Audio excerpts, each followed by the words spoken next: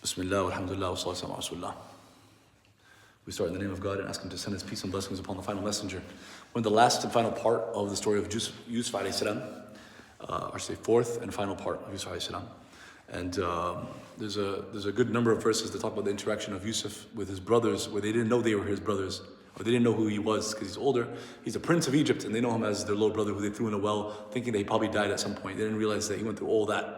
He was saved from the well, thrown into slavery by that caravan, taken, sold to, the advisor to the king, was accused of something that he didn't do, put in prison, was forgotten in prison, comes out of prison, comes out to be that. Like, that's a lot of, you wouldn't be able to guess all that. So they didn't know that they're dealing with the prince of Egypt, or the head of the treasury, or the minister of finance, or so on, that it was actually their little brother. قال بل سولت لكم أنفسكم أمرا فصبر جميل عسى الله أن يأتيني بهم جميعا إنه هو العليم الحكيم. Imagine you're the father. He was crying for years about his youngest son, or second youngest son, and he went blind.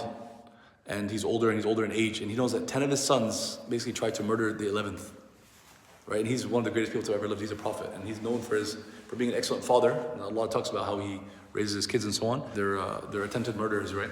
So he has to live with that for years. And then even when he brings up Yusuf alayhi salam and says, I miss him, my son, the other brothers don't look at each other like, yeah, man, we messed up. That was when we were younger. Wish we never done that. It sucks to be us. No, they tell him, what's wrong with you? You old man, what's wrong with you? You still remembering him? That was years ago. Get over it. What's wrong with you? They're that sick. They try to kill their younger brother. When their dad remembers him, they're like, get over it. Like, forget about it. It's been forever. What's wrong with you? Try to sit on him, right? What's it called? Gaslighting? Whatever it's called. So yeah, so they were insane. And then there's a beautiful verse a lot of people quote all the time in khutbahs and other things, that patience is beautiful. This is the words of Yusuf's father, Yaqub alayhi salam. Sabrun jamil. Beautiful patience. He's like, when something's out of your control, there's nothing you can do. He knows he's not gonna, what is he gonna do? 10 of his sons, right? It's like a mini army. It's like a militia. And he knows that his son is, who either dead or somewhere else in a foreign land. He hasn't met him in years. He knows there's no chance he's going to see him. So he's like, I trust God with this, I rely on God. Patience is beautiful. It's out of his control. There's nothing he can do. وتولى عنهم وقال يا أسفا على يوسف وابيضت عيناه من الحزن فهو كظيم قالوا تالله تفتأ تذكر يوسف حتى تكون حرضا أو تكون من الهالكين. What I just mentioned. He's like, oh, beautiful patience, man. I miss Yusuf, etc. I thought, what's wrong with you? You're still bringing this up? Like, it's been years. Forget about it. قال إنما أشكو بثي وحزني إلى الله وأعلم من الله ما لا تعلمون. How does he respond to that? Like, what's wrong with you, old man? What's wrong? This is his own sons. You're crazy. You're still bringing this up. Get over it. It's been in the past. Like, whatever. He's like, I do not complain to anybody except Allah. Like, ashku, but it's like, I'm sad. This is upsetting. I don't have the words for this. I'm sad, depressed, upset. This is out of my control. This is too much. I can barely hold on to this. This is like almost too much to bear. But I'm going to complain to Allah alone. I'm going to file this in God's court. We say, Hasbi Allah wa ni'mal wakeel. It's a very common phrase, right? Hasbi Allah. Or la hasbi, yeah? It means, if you take it literally, it means like, oh man, this is horrible. Hasbi Allah, or like, I can't believe it. But it literally means I'm taking this case and I'm filing it in God's court. It's a beautiful phrase. But he says, Ashku bathi wa huzni Allah. My sadness and my complaint, I'm gonna give it to Allah. And I know from God what you guys don't know. He's a prophet, so he knows. He has a really good relationship with Allah. He's like, I know that Allah's capable of all things. He's gonna take care of me. That if this doesn't work out in the end and I die in the state of I don't know where my son is, he said, I know that God's gonna reward me for that. Basically, he's saying, I know what you guys don't know. يا بني يذهبوا فتحسسوا من يوسف وأخيه ولا تيأسوا من روح الله إنه لا ييأس من روح الله إلا القوم الكافرون. He advised his sons to go back to Egypt and try to figure things out. Try to go back and bring your other son, because the 12th now is in. We kind of skipped that part, but he's there as well, because Yusuf had him kind of like made him out to be the one who stole the goblet of the king. But the point is, he's like, yeah, the father has lost 2 of his sons, and the other 10 are like attempted murderers. It's not the easy situation of a father, yeah. فلما دخلوا عليه قالوا يا أيها العزيز مسنا وأهلنا الضر وجئنا ببضاعة مزجاة فأوف لنا الكيل وتصدق علينا إن الله يجزي المتصدقين. These brothers go back and they say to the king, to the Aziz, they say, us and our family, there's like a massive starvation and a famine. He's like, we really need help. Can you please take care of us? Give us our stuff. We're in need. Yeah? Be charitable towards us. And God will really take care of the traitor person. Like they're willing to quote God and like encourage others to be good and generous. And these guys they're sick in the head, right? قال هل علمتم ما فعلتم بيوسف ما فعلتم بيوسف وأخيه إذ أنتم جاهلون. Right, so he asks like, well, you know Yusuf and his brother? Did you guys tell us that story? Like, sure, we'll give you, we'll give you the grains and the salts and the sugars and whatever you guys are asking for, the bread and the butter and so on, because this is like the treasury, right? People, there's a famine and starvation. Everyone's going to like the capital, basically get their rations for the year, so right. So he's like, we'll take care of you, no worries. But tell me this story. Don't you guys have a brother named Yusuf? And they're like, قالوا إنك لأنت يوسف. They're like, wait a minute. There's no way anybody would know that they had a brother that was Yusuf like 20 years ago. He was like 10, now he's 30. 10 years ago, they got rid of him, threw him in a well. Like, who knows that? They're in a whole different land. This is like from the Sham area, Levant area, to like Egypt. They're like, wait a minute, are you Yusuf? قال أنا يوسف وهذا أخي قد من الله علينا إنه من يتقي ويصبر فإن الله لا يضيع أجر المحسنين. He's like, yes, I'm Yusuf, and that's your brother right there. Or that's my brother. قد من الله علينا. Allah has been really good to us. Think about all he's been through. This is how he wants to summarize it. He asked them, tell me the story of Yusuf, and they're like, wait a minute, that's you? He's like, God's been really good to us. But you know what he's been through, right? I love this story. I'm Yusuf, this is my brother. God has been really good to us. إِنَّهُ مَن يَتَّقِي وَيَصْبِرُ. The one who has God consciousness, fears Allah, and is patient, Allah will never lose, or never neglect, or never do away with, or never not reward those who do good. Those who are, muhsinin is more than just good. Someone who does ihsan is someone who does like the highest form of good. Basically the person who's like impeccable in their character and their mannerisms, they hold themselves to the highest morals and ethics and standards. Yeah, it's a long definition, but a muhsin, it's Islam, Iman, ihsan. It's like the highest form of good character and good treatment and good relationship with God. He said the person who's a muhsin, the person who does good in their life, the person who's always, on top of things, the person who's always, good to others even when they don't treat them well, God will never let that go. God will never turn a blind eye to that. God will never neglect that person or leave them alone and not reward them for what they do. قَالَ تَاللَّهِ لَقَدْ آثَرَكَ اللَّهُ عَلَيْنَا وَإِن كُنَّا لَخَاطِئِينَ.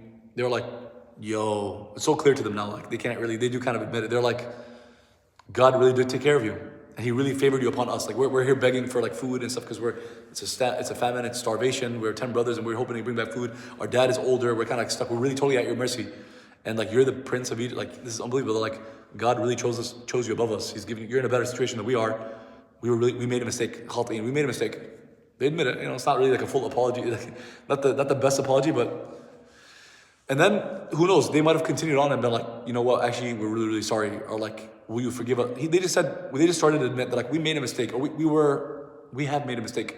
Khati'in, it's like a low level like mistake. It's not like they didn't say the wording in Arabic is not like we messed up big or we were sinful, or like what they should have said it is like, yo, Yusuf, please tell us God will forgive us for this. Are we going to hell? Like is it okay what we did? Or like we beg you to forgive us. It was like we made a mistake.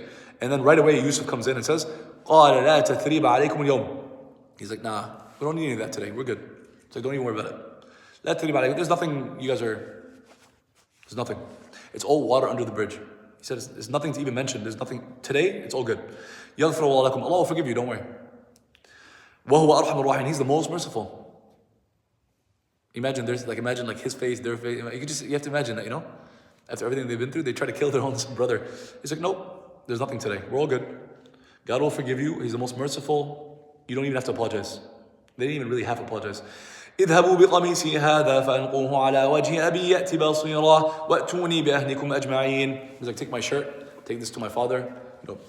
Basically, it's a miracle from God, but he'll be able to see again. And bring me your whole family, bring them all back. They know that they're in a different land. The brothers were sent. ولما فصلت العير قال أبوهم إني لأجد ريح يوسف لولا أن تفندون. They come back to the dad, and the dad's like, wait a minute, I smell Yusuf. How's that possible? It's like 20 years later, because they brought his shirt. قالوا تالله إنك لفي ضلالك القديم. They're like, you again? You this stuff for Yusuf? Like, get over it. So they're halfway between being apologetic and being, I don't know, like, I hope I'm not misunderstanding the verses, but the basic Arabic shows that they're probably still sick in the head. Like, they had some serious, like they were like seriously jealous of their brother, and it seems to like be it's like an impediment to their. May Allah have mercy on you. They I don't know. They literally like saw Yusuf and all that. They went back and they're like, Dad, like just stop it. But I mean, he's like, I'm my son. Like 20 years later, I don't know. The emotions are pretty. This is a tough story. Okay. فلما جاء البشير ألقاه على وجهه فارتد بصيرا قال لم أقل لكم إني إِنِّي أَعْلَمُ مِنَ اللَّهِ مَا لَا تَعْلَمُونَ. The dad is so happy and he can see now, and he's like, didn't I tell you? I knew what you guys didn't know. Like I knew, I trusted God. Like he had no proof that he'd ever see his son again. No reason to believe in it. It's hard to be hopeful and be positive and go on. Like, oh, sometimes things happen to us in life. They can be major, they can be traumatic, but you find a way to get it. Like, okay, I gotta get up and brush it off. I gotta get on with my life. Or it's not something I can get over easily, but I have to move on. I have to get a job, go work. I have to do something. But 10 of your sons try to murder the 11th. And you're an elderly man. Like, you're just waiting till is this gonna be solved? And how is this gonna be solved? And what's gonna happen? It's bigger than just a major life issue. It's kind of I don't know. It's hard to, if he wasn't a prophet at this level, it would have been tough to mentally deal with this. But he was patient for 20 years. And he's like, I knew it. I trusted God. I knew it was going to be okay. Although there's no way to know what's going to happen, but wow. قالوا يا أبانا استغفر لنا ذنوبنا إنا كنا خاطئين. So they saw their dad excited, yo, it's Yusuf. I knew it. I told you guys, he's gonna take care of me. And they were like, please ask God to forgive us. So the kids, the sons are starting to feel some type of remorse. They're like, Dad, can you please tell Allah to forgive us? They're not even, they're supposed to ask God to forgive us directly, and Yusuf, and their dad. But Dad, can you ask God to forgive us? They feel very they feel very far away from God. Can you ask God to forgive us when you're supposed to ask God directly? But they're feeling very lowly. Now the reality is we know that no matter how big your sins are, you should ask God for forgiveness, but very interesting. قال سوف أستغفر لكم ربي. Interesting. Yusuf is they started to apologize, and Yusuf was like, don't even worry about it. It's not a thing. We're past it. It's all good. God will forgive you, don't even worry about it. Their dad was a little bit, maybe he held on to it just a little bit. I'm sure he forgives them, but it's it was tough for him. He said, I will ask God to forgive you. There's a difference between it's already done, versus I will ask God to forgive you. He didn't say, I'm going to do it now. He didn't say it's already done. He said, all right, I'll do it. It might take him a few days to think of the trauma, huh? I will ask God to forgive you, and He is the most forgiving, most merciful. It'll be okay. Not, Yusuf was it's all done. Don't even worry about it. It's in the past. He's it'll be okay.